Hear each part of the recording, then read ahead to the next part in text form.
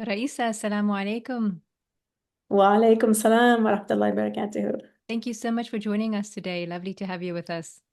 Yes, my pleasure. I'm excited to be here as well. So, you are a divorce coach, correct? Yes, I'm the Muslim divorce coach. Okay. And you have, of course, gone through your own grueling and rewarding journey yourself that has led you to the point that you are today. Could you please introduce yourself to our community?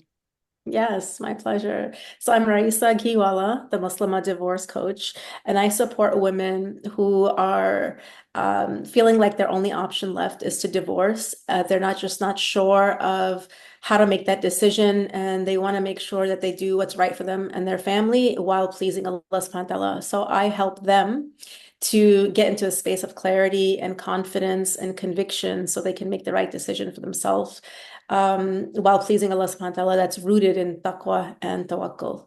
Mhm. So, where does your marriage story begin? Oh yeah, great question. SubhanAllah. So, I was living the dream life. I was completely living the dream life in terms of everything on the outside looked great, like, perfect husband, lived in a perfect house. It was like, lived in the suburbs. We were just like this, you know, everybody wanted to be like us type of family. And, I had three children, two boys and a girl. And like we were both professional. So like we had it all. We went on all the vacations and we had the status and all of that stuff. And I thought I was living like this perfect life until things started to shake me up a little bit internally as I was finding out it wasn't that perfect. In terms of, my husband and I started having these conversations about um, a difference in values that never really came up before. But, we were both born Muslim and I think we were more cultural Muslims. And we never really talked about, like I got married when we were both 22 when we got married. And we didn't have the opportunity or didn't know to have like premarital counseling and what are the things to actually talk about. We just like knew we wanted to marry each other and we did. And the big things were like, okay, can we support can we support each other? Like, are we able to get married at such a young age and support ourselves? That was like the biggest question. And so when we had children, I had some internal shifts about how I wanted to raise my children and who I wanted them to be cause some internal shifts within me, like, okay, well, I need to become who I want them to be. So that led me closer to Allah subhanahu wa ta'ala. It led me to be more conscious of him. It led me to start wearing hijab, which I didn't before. And, after having three children, and there were some shifts within myself that kind of distanced my husband and I from each other. But we never talked about it because we just didn't know how. Like it was very uncomfortable and we just avoided the topic until, we had to start talking about actually, he brought up some things that were stark differences in values that we had. And that really scared me because I was so insecure that just having those conversations would frighten me and terrify me that, oh my God, what does this mean? Does it mean that he doesn't want to be married to me anymore? Does it mean that we're going to get a divorce and all this? And it brought up a lot of insecurity for me. And that eventually led to, you know, finding out things in my marriage that I had no idea about. And subhanAllah, the way I responded to it was, okay, I'll do whatever I need to, even if that means compromising my values, even if that means, and how I describe it is, selling my soul in order to stay in the marriage. Do you mind talking about what some of those difference of values were? Yeah, yeah, sure. Um, things like praying, prayer, things like, like basic things like prayer, like me wearing hijab, like, drinking alcohol, like, um, interacting with the opposite gender, things like that, like basic things that Islam is really clear about. Yes. These were fundamental religious rulings and practices Yeah, that you right. that you diverged on. Right. That I was finding out that my husband didn't agree with those things. And so, and I was just like, well, where is this coming from? This is just like so basic. And like I said, it brought up a lot of insecurity within me. And I guess I could say that my faith wasn't as strong because it shook me, meaning that I was more concerned about holding on to the marriage because I saw my husband as a place of security. I was relying on him for safety and security rather than relying on Allah subhanahu wa ta'ala.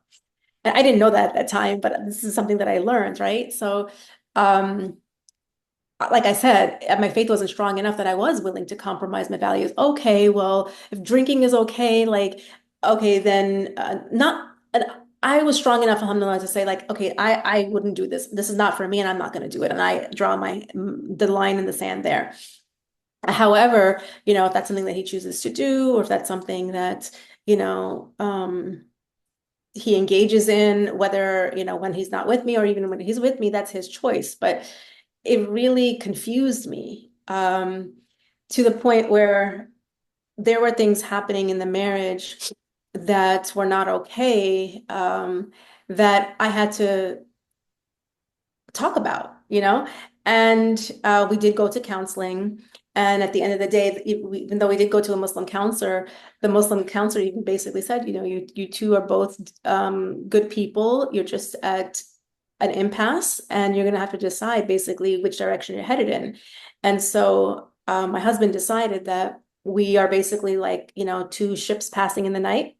And um, it's no longer working for us, to be in a marriage together. We're grown in different ways and we've grown apart. So it's time for a divorce. And I think how I responded to that, inside, I was terrified. I was falling apart. And I felt like literally I was free falling. However, on the outside, I was just like kind of like I was just floating in air, it felt like. And I was already used to going with the flow, meaning in terms of doing whatever I was told to do. I was already used to operating that way. So I was just like, okay, I'll go along with whatever my husband says. And that's kind of how I was. And so I didn't know who to talk to. I didn't know who to talk to. I didn't know how to talk to anybody. I didn't even know how to express myself or how to communicate what was happening. And so it actually blew up as an explosion also because my husband and I were first cousins. And like it wasn't something that was arranged, it was something that we wanted, right? So again, this makes it a little bit more complex because our moms are sisters. And so all the adults were trying to figure out what was going on. And of course, I was told, okay, I was told what to say and how to present what was happening. And I just went along with it because that's what I was used to until somebody said, well, you wanted this. And I said, well, no, I didn't want this. And that's when I started, sharing what was happening. But it's kind of like, it didn't really matter at that point because I had gone along with, yes, we both want a divorce. So it looks like, painting this narrative of how my husband wanted it to look like or wanted it to go like. And I didn't think anything wrong with that at that point. So it was really, really messy because I realized really early on that I had to go along with whatever was said. Otherwise, things would get difficult. And that's exactly what happened. And so, because I didn't know how to make decisions on my own, I didn't like, I looked to my husband to make all the decisions, simple, basic to the complex. And I trusted him and I relied on him because I felt like he was, you know, the leader in the home and he was taking care of the family. And so when it came time to make decisions about divorce, you know, I'm not necessarily going to him to look to how to make decisions for myself and what I want my next steps to look like. So I was expected to just go along with whatever plan he wanted. But when I didn't, that's when a lot of the conflict started in our relationship. Because before that, it was kind of like I just went along with whatever he decided, whether I agreed with it or not. Okay, so would you like to go into that conflict? Sure. So, as is normal in when marriages fall apart, like the worst of people come out. And what's also really, really common is that there's lots of arguments or disagreements that happen about money and finances. And so that became a real sore subject for our divorce, I guess, or our separation. And it just made everything really, really messy in terms of it spilled out into all our other responsibilities. For example, our responsibilities of being parents and the anger, the frustration, the hurt, or the betrayal.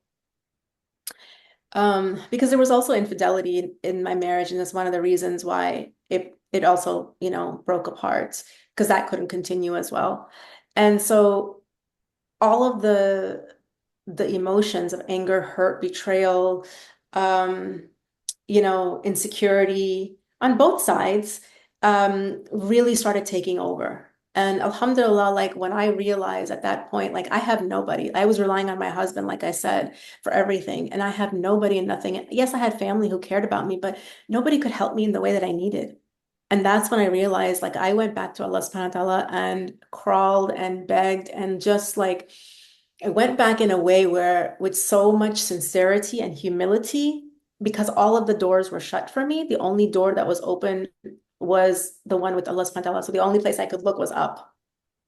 And and being able to do that brought me the comfort and the solace that I needed because it was my desperation, my desperate need that led me to go to Allah subhanahu wa ta'ala to ask him, what do I do? How do I do this? And literally it was that Allah subhanahu wa ta'ala brought the people in my life that I needed. And what I mean by that is like I, ended up finding or coming across people to help me in terms of coaches or mentors, and therapists, in all different ways, like somebody to help me with parenting because I was a mess that was affecting my children. And so I had three young children who were relying on me to be their rock. So I needed to help myself in a way where I could be of help to them, to help them figure out what was going on and help them navigate all the chaos that's happening. So going back to the conflict, um, it's like if you don't do what I say or what I want, then I'm going to retaliate. Is a way that I would describe it without getting into the, nitty gritty details. And what that mean by retaliation is that I'm going to spew a narrative of you that I want to be out there. I'm going to, pit you against family members, and I'm going to make sure that our children see you in the light that I see you. And subhanAllah, like, I mean, I did this with everything, but especially initially when the emotions were really raw and there was a lot of pain and hurt. I remember going to Allah subhanahu wa ta'ala and just asking him to fix it. And meaning asking him to take care of my honor, my dignity, and my reputation. And what that required of me was to surrender and not focus on what was happening outside, but to trust and know that Allah subhanahu wa ta'ala would take care of all of that. And literally that's what happened. But it required me to keep my mouth silent and not respond in the same way that I was being treated, and instead focus on my relationship with Allah and myself, and do the healing work and the growth work and focus on me and my children, which was not easy, very, very difficult. And the only reason I would say that I got through it, it was because the tawfiq of Allah subhanahu wa ta'ala that He granted me and the support that He granted me to to to go from a person relies on who has, a very low sense of self-worth, no confidence, no resilience, no self-identity, just really, weak in a lot of aspects, and relying on other people for her confidence or her, for her safety and security, to someone who knows very much so like who I am, where I came from, where I'm going, why I'm here, what my purpose is, what my mission is, and why, regardless of the circumstances that I met with. Um, and so navigating those type of conflicts in the moment can be really scary. And that also those Allah subhanahu wa ta'ala put me through, fear of poverty, fear of loss, fear of abandonment, fear of like rejection, all those things to help me rely on him, to help me like grow in the tawakkul that is needed. And we know that, right? We know that's why that verse about taqwa and tawakkul, those verses are in the surah on divorce, on talaq in the Quran, of how we need to respond in order for us to see how Allah subhanahu wa ta'ala opens doors and takes care of the things for us, um, in a time where things are falling apart, in a time where there's a lot of insecurity, with a time where there's a lot of uncertainty, on what to rely on. And so I can go into more detail. I don't know if that answers your questions in terms of the conflict, but I can go into more detail if you'd like me to. So your children did not buy into the narrative, I assume? SubhanAllah. Very interesting. So, of course, we had the custody of going back and forth with the kids. And I was always the primary caretaker or caregiver since I was home with the children. And so they had a very, I guess, to a certain extent, safe, secure, reliable relationship with me.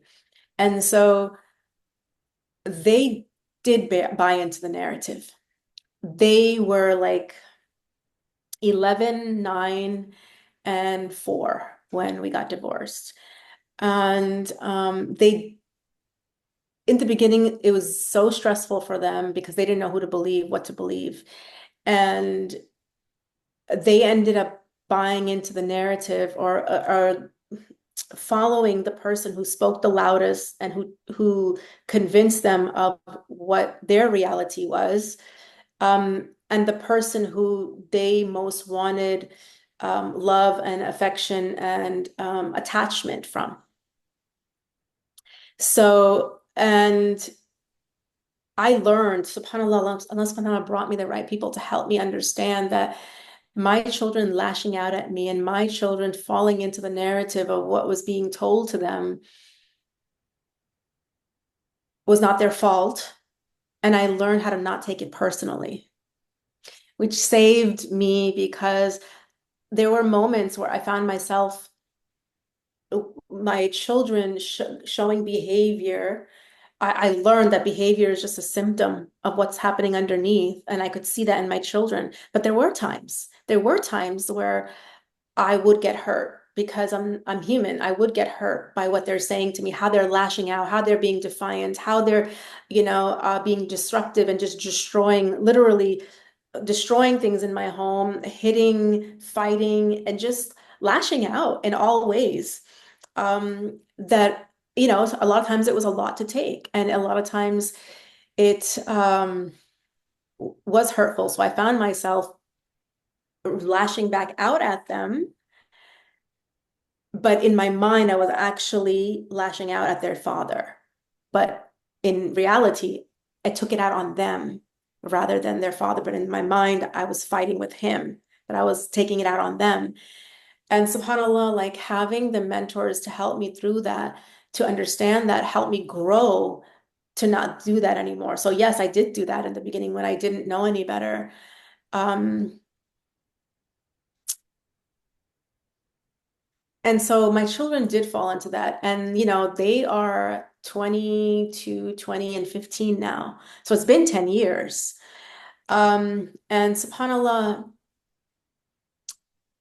after a couple of years, my sons, my older two children, they ended up going to live with their father. And my daughter stayed with me. And that was such a heart-wrenching decision for me because I had to decide what to do because he was moving away and he wanted to take the boys with them. And for me, subhanAllah, like I always say, how I had to let my children go to live with their father, because like I said, like I was very close with them because I was home with them. Like I was with them all the time. And I did most of the caretaking for them. And how I was able to do that and be at peace with allowing them to go and not fighting, because it did come up do I go to court? Do I fight this? And that came to me, but I was able to make the right decision because I was at peace with the decision of letting them go, even though, you know, it really it was such a difficult test. And the only way I got through it, and to have the ability to say yes, which brought me so much peace, is by really relying and understanding the story of Prophet Musa's mother and how she, what she experienced and what Allah subhanahu wa ta'ala tells us in the Quran about how he had to bind her heart in order for her to not give away that was her son, and how her heart was just emptied from the pain of letting her child go. And literally I had to look at it as like, they're not my children, and Allah's taking care of them. He's watching over them. He is responsible for them. So I'm not abandoning them. I'm not, neglecting them. I'm not just leaving them. I'm handing them over to Allah subhanahu wa ta'ala to decide what is going to happen in their life now. So I basically had to surrender. I had to surrender to Allah subhanahu wa ta'ala's plan. And that is the part that gave me so much peace. Because the part that was so difficult and hard was because my ego or my thinking and my feelings were be like, how can I do this? How can I just let them go? But that's not actually what was happening. And so when that happened, my children started coming to me less and less and less and less. I mean, my son started coming to me less and less and less and less. And what happened was that they, for a very long time, like they hated me. They hated me. And um, it showed in them rejecting me and not wanting anything to do with me. And again, that those tests really helped me to rely on Allah subhanahu wa ta'ala, helped me to bring myself closer to Him. That, you know what it taught me? It taught me that Allah subhanahu wa ta'ala was showing me how to detach from everything and everyone, including my children, so that I could reattach to Him and rely on Him and trust in Him and count on Him and expect from Him and Him alone. It was such a it was such a test of detachment and purification and tawakkul that um subhanallah, like I had some really big insights during those times of my life, because I spent some time thinking my children are only behaving this way because this is not how they really feel or how they really think. They're being brainwashed, or they're being manipulated, or to think this way and to behave this way with me, until I finally realized, one of my friends who who's a mentor, and he's also a child of divorced parents, he was telling me, well, like that is their reality now. That is what they think and they believe. It's no longer about that's what their father is doing. It's what they believe now. So accepting that, and then Allah subhanahu wa ta'ala, the more I accepted, the more I surrendered to Allah subhanahu wa ta'ala's plan, the more insights He was giving me to um one of the insights was, stop chasing what's not for you right now. Your children are fine. They're in the hands of Allah. They're being taken care of by Allah. He owns them. They belong to Him. So trust Allah and leave it to Him to handle, and stop chasing after them, trying to get them to be a certain way with you, or trying to force a relationship with them. Just leave it alone and leave it to Allah. And the other insight I had was, Rayesa, thrive where you're being planted. And what that means is, I have been being planted at that time. Also, my mom came to live with me. And where I was being planted was, focus on your relationship with your mom and serving her. Focus on your daughter, who was like 6, 7, 8 years old at that time, and raising her in a different way than how you raised your sons, and being an influence of good on her. Because the mother who I was raising my boys 10, 15 years previous to the mother who I was then, like I became, is completely different. Completely different. So focus on that. And the third thing was, focus on your mission. like your purpose, like why are you here? And by that time also I realized like I'm meant to be helping other women who are going through divorce. That's why I went through it. And that's where it became apparent to me. Those are the three things that I need to be focusing on. So thrive where you're being planted rather than chasing what is not for you right now was a huge insight that shaped my life into which direction I needed to go and what I needed to focus on rather than what I wanted. This is what Allah subhanahu wa ta'ala wanted for me. And that journey allowed me to accept and embrace what Allah wanted for me rather than what I wanted for myself. And another insight that I had at that time was also, Rayesa, how many times does Allah subhanahu wa ta'ala have to prove himself to you before you start surrendering and trusting and believing and knowing he's got this, he's got you, he's got everybody. So just focus on what you need to do. And I had to keep asking myself, like, like when I would have fears or doubts or like, the overwhelming, like, oh, wait a minute, what about them? What about like, what should I do now with my kids? What should I do now with my kids? Like, how do I fix this? I was into like the how do I fix this situation. And that helped me, that insight, like how many times does Allah subhanahu wa ta'ala have to prove himself to you? And I was just like, no, Allah subhanahu wa ta'ala has proven himself to me over and over and over again in my life since I can remember. He's always had my back. He's always looked out for me. He's always taken care of me. And like, why am I doubting that now? Like, what's the reason? Why am I doubting that? And why am I doubting him? Why am I doubting myself? So it also helped to strengthen me to not doubt myself, to trust myself when I'm connected to Allah subhanahu wa ta'ala. So I hope that answered part of that question. I think I really got deep into it. Raisa, that must be very challenging. I'm so sorry that you had to experience that. Do you have hope that that relationship with your sons can be healed? Absolutely. Absolutely. SubhanAllah, because, once my oldest started going into college, he shifted a little bit. And I always had the closest relationship with him. He shifted a little bit to be more open to wanting to connect with me. And while there may or may not, and I didn't focus on this, have been an agenda of why he was doing it because he wanted something from me, I didn't focus on that. I didn't really care about that, whether it was or not. If I could help him, I would help him. And I also had come into my own sense of self-worth and honor and value and dignity and respect through my relationship with Allah subhanahu wa ta'ala that if I could help him, I'll help him. If I can't, I'm going to say no. And I'm comfortable saying no without any guilt or without any, feeling I should be helping him, but I can't. I didn't have any of that stuff. So alhamdulillah, like I did what I could. And because I had changed so much, I had healed and grown, I was able to meet him where he was at. I didn't push him for anything.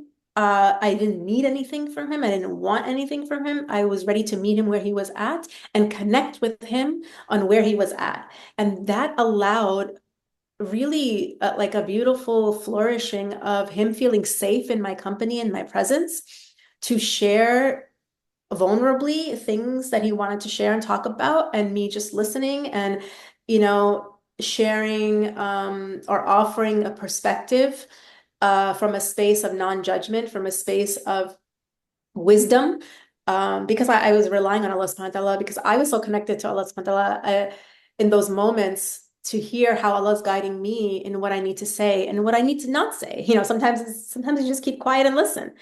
And so I was able to create some type of connection and relationship with him that has grown in the last 4 years, I would say, 4 or 5 years, to where he trusts me to share things with me, life, big life things that are going on in his life for perspective, for advice, for support that he doesn't share with anybody else, that he doesn't share with his father.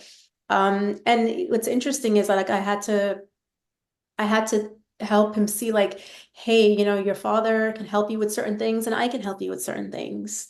And I'm just really grateful to Allah subhanahu wa ta'ala that he's allowed me to have an authentic relationship with my oldest son. And, you know, of course, I still have more aspirations and hopes for where I want that to go because it's a start. It's a beautiful beginning. And I'd love to see it grow and evolve into deeper connection that manifests in our relationship and how we show up with each other. Um, so yeah, and of course I still have hope. I always had hope and I always trusted and relied in Allah subhanahu wa ta'ala. And that's why, you know, he's the one who has made it what it is today. With my middle son, it's completely different. Like he acts like I don't exist. He doesn't want anything to do with me. And he doesn't respond to me. He doesn't talk to me. He doesn't connect with me at all, except in places where if I go and I visit, like I live in Texas now. In the last 2 years I've been here, but I lived in California and my son still lived there. And so when I go there quite often, they'll meet up with me. And because I'm usually with his brother or with his other friend whose mom happens to be my best friend, so we just hang out together. And he has actually a couple of times agreed to go out for dinner with me and his sister. So it's not like he hasn't, but he's a different person. And each person responds to their life experiences differently, particularly their childhood upbringing and the experiences that they had in their upbringing, especially when it comes to their parents. And so I see it as he's been really, really deeply, deeply hurt. And he's the type of person who goes inward and, into his shell. And it's very, very difficult for him to express or communicate or articulate his needs and his feelings or his wants. And he focuses on other things that avoid feeling his feelings. So, but I accept him for where he's at, and I have hopes for him and me as well. And I meet him where he's at, and I'm hopeful and I'm content. I'm content with where things are, and I'm grateful for where things are. Well, I pray that that relationship evolves over time for the better, inshallah. I mean, Mhm. Raisa, you mentioned previously that you really struggled with a very low self-esteem. How did that improve? Mm.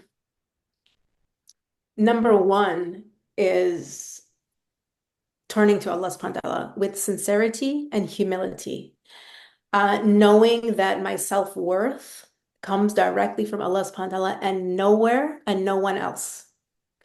And so I already know that I'm worthy because Allah subhanahu wa ta'ala created me with dignity and honor and respect. And so I just didn't know that. I didn't realize that. So I was looking for approval and validation and fitting in and belonging and worthiness outside of myself. I was looking for it in accolades or achievements or marital status and people and all these other things, that we do in society. And that's what I was chasing until like I said, the starting point was going back to Allah subhanahu wa ta'ala and learning about who He is and learning about who I am through Him and what He tells us in the Quran about who I am. So once, and it's not just that I learned it, I understood it. I understood it at a deeper level where, oh, okay, I know that I have worthiness. My worth is non-negotiable because Allah gave it to me because of the fact that I exist. And so because I'm a worthy servant, how do I value myself? How do I talk to myself? How do I respect myself? And how does that manifest in my life, in the decisions and the choices that I make, and how I honor my time, how I honor my choices?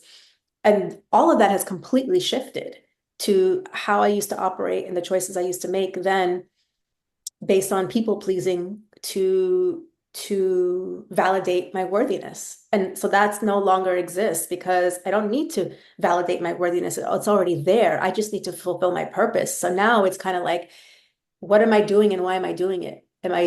Is the way I'm responding or what I'm doing, is it going to be pleasing to Allah? Is He going to be happy with me? That's my end goal. That's my aim. That's it.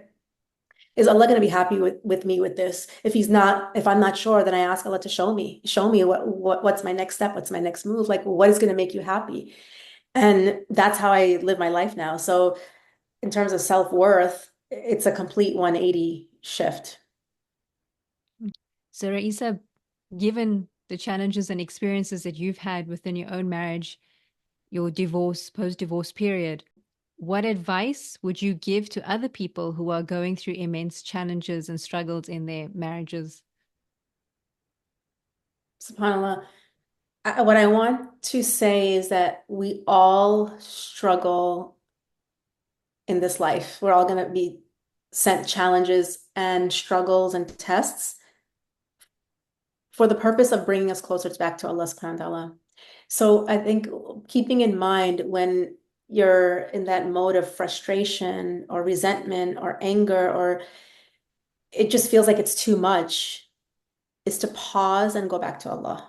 Pause and go back to Allah subhanahu wa ta'ala rather than focusing on fixing it. I think we get stuck in we need to fix it. We need to find a solution. We need to make things better. No, that's, Allah subhanahu wa ta'ala is the one who's going to give you the solution.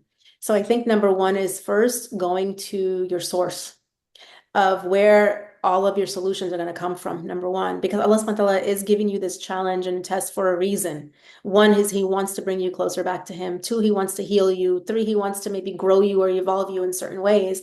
And if we keep focusing on the trees rather than the forest, and we're stuck in our feelings of anger, hurt, pain, betrayal, we're just going to keep reacting from that space rather than, well, how does Allah want me to respond to this?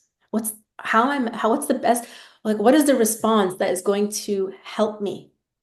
It's going to benefit me in this life and the next. What is the response that is going to be helpful for me in this life and the next?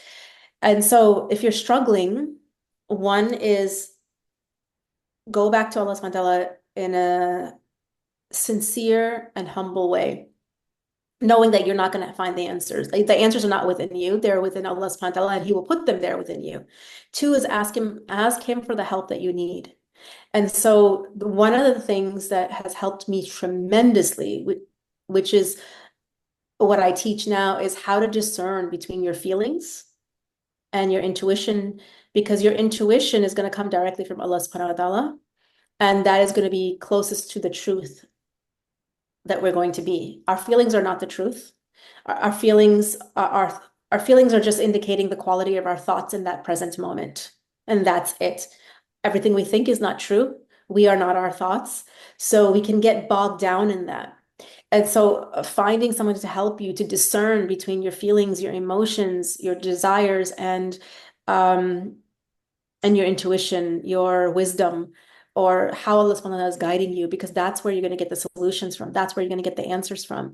Just, making decisions from a place of exasperation, of burnout, of resentment and anger is not going to give you the results that you're looking for, because it's making emotional decisions, and we don't want to make decisions based on our emotions or our desires, which are our emotions. Allah subhanahu wa ta'ala says, have you seen the one who's taken his desires as his God, right? No, we want to make decisions and choices of how to move forward, whether we're thinking of divorce or whether we've already been through a divorce or we're going through a divorce, because Allah subhanahu wa ta'ala tells us to divorce in kindness and fairness, right? We're even prescribed in the Quran on how to divorce. Divorce is not the issue. It's how we're doing it. Are we doing it in a way that's pleasing to Allah subhanahu wa ta'ala? And that is the test and the challenge that we face, because our worst parts of us can come out because of the pain and the hurt. So becoming intentional and conscious, how do you want to respond, whether you're thinking about divorce, whether you're going through a divorce, or you've already been divorced and you're co-parenting and you're moving forward. How are you going to respond in a way that's pleasing to Allah subhanahu wa ta'ala? The other part of what I want to share is coming from my own personal experience of whatever your heart is desiring that you want to experience, know that Allah subhanahu wa ta'ala can give it to you. Doesn't matter how it looks. It doesn't matter how it's going to come to fruition. That's not our job. the Allah subhanahu wa ta'ala just has to say be and it is. And we know this intellectually, but it hasn't landed in our hearts to believe it, right? We say that we believe it, but we're going to get tested if we really do believe it or not. So know that don't give up on yourself. Don't give up on your hopes and your dreams and your aspirations, because our job is to become the person that Allah subhanahu wa ta'ala is going to grant those hopes and aspirations and dreams to. So our journey is going back to Allah subhanahu wa ta'ala and upgrading and up leveling ourselves to be to become the servant, the honorable servant that we are, to become that Khalifa that we have been chosen to be, that representative of Allah subhanahu wa ta'ala on earth, to become the best version of yourself in order to receive all of the hopes and dreams and aspirations that are in your heart, that you're waiting for it to manifest. So don't give up on that. It can definitely happen. Things that I never imagined, I'm living and I'm experiencing. Things that were in my heart that I asked for, things that I didn't even have the courage to ask for. And so that's what I want to leave you with, is to not to give up on yourself, not to give up on Allah subhanahu wa ta'ala, and keep going forward, knowing that anything and everything is possible and you deserve it. I see divorce as an opportunity to course correct. And what that means is that course correcting your journey in your life. What I realized from my own experience is that I was just living on autopilot, going, doing all the things that I thought I was supposed to be doing, I was meant to be doing, because that's what people in society expected of me. I never really thought about, like, intentionally, why am I doing what I'm doing? I never, I never went that level of, I never went to that level of depth of going inward to even reflect, to ask myself those questions. and and going through the test and the challenge of divorce. And by the way, you don't have to go through a divorce to do this. Any tests or challenges gives you an opportunity to pause and course correct and ask yourself the question of, where am I going? And it was one of the things I had to ask myself, where am I going? What are you doing, Risa? Like, why are you doing the things you're doing in your life? And I found the answers to those when I looked deeply. And it was not about Allah at all. It was not about Allah. He was not in that picture at all. It was all about what people think. It was all about how I look, to the outside world. Again, it was all related to self-worth. And so having an opportunity to pause and ask, where am I going and why? And so how is that going to affect my choices and my decisions? And that requires slowing down enough to ask yourself, what's my intention? Why am I doing this? What am I looking for? And who am I looking for it from? And I think, it goes back to the verse, Allah subhanahu wa ta'ala will not change anyone's condition until they change what it is within yourself. And I have seen this over and over and over again in my life, gone back to this over and over and over again. That was the formula for all of the amazing changes and life that I experience now. Was it required me to look inward to see, where am I going wrong? Where am I off track? Where's Allah not in the picture? Where am I chasing other than Allah? And having that opportunity through this test allowed me to course correct, to shift my intention, to shift my focus, to shift my purpose, to shift my mission, and to be very focused and knowing exactly who I am, where I came from, why I'm here, where I'm going, how am I going to get there? So we can all meet again in Jannah, inshallah. I mean, I mean, thank you so much, Raisa. I wish you very well on your journey ahead. my pleasure. Thank you so much for allowing me to be here and listening to my journey. I appreciate it.